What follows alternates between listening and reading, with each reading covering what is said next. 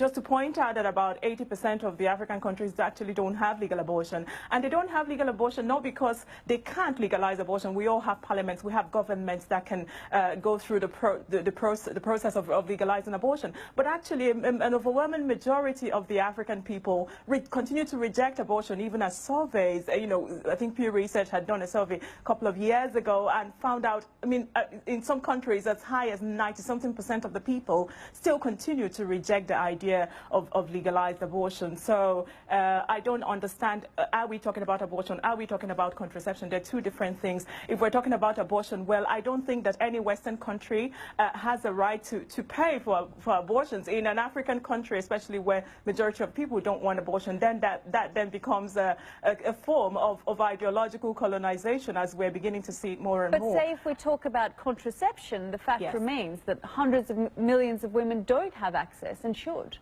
Well, you're saying should, but who are you to decide, if you don't mind me saying? Well, because the thing is, there isn't a popular demand, ma'am. There isn't a popular demand. If you go to Africa, what people are asking for every day, because I was born in Africa, I was raised in Africa, I continue to go to Africa many times a year. You just speak to any ordinary woman. I think contraception might be like the 10th thing she says, if that. But it's a basic human right to have access to it.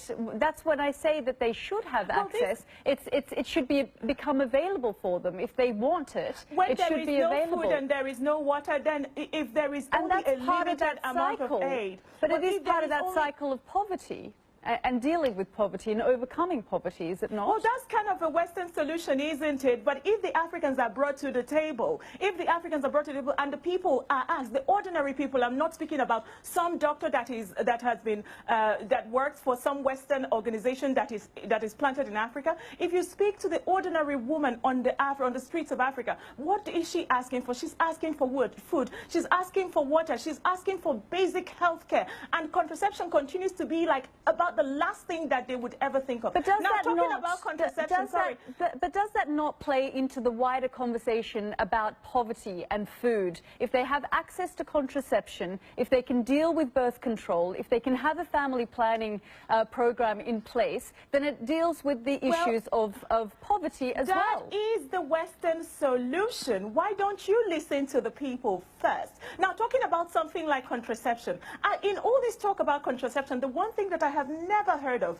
in all my time trying to track all these things is something like the side effects of contraception. No one ever tells the African women when they come to promote contraception across the different African countries. No one talks about it. Now, recently I spoke to some women in Africa who had contraception inserted into them. I think it was something like the IUD and the Implanon, and these women were crying. I found myself consoling women who had actually been experiencing these side effects that they had never heard of before. No one ever told them. But someone from a Western organization, one of these Western organizations in Africa, came and put IUDs into them and told them, this is what you need to come out of poverty. That is not what African women need. That is not the single indicator to come out of poverty. What Africans need is education. They do, indeed. It's about kind education of as well, so that they understand their basic human rights. It's not just about the West coming and imposing something. These are colonial thoughts, so you better be careful expressing them. According to whom?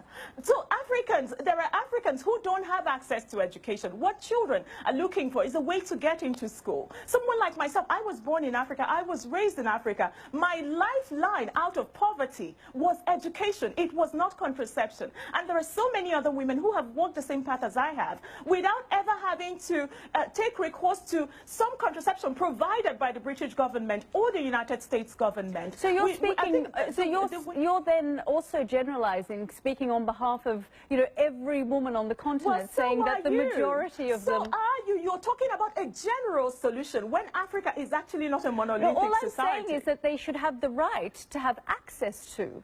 Well, they do.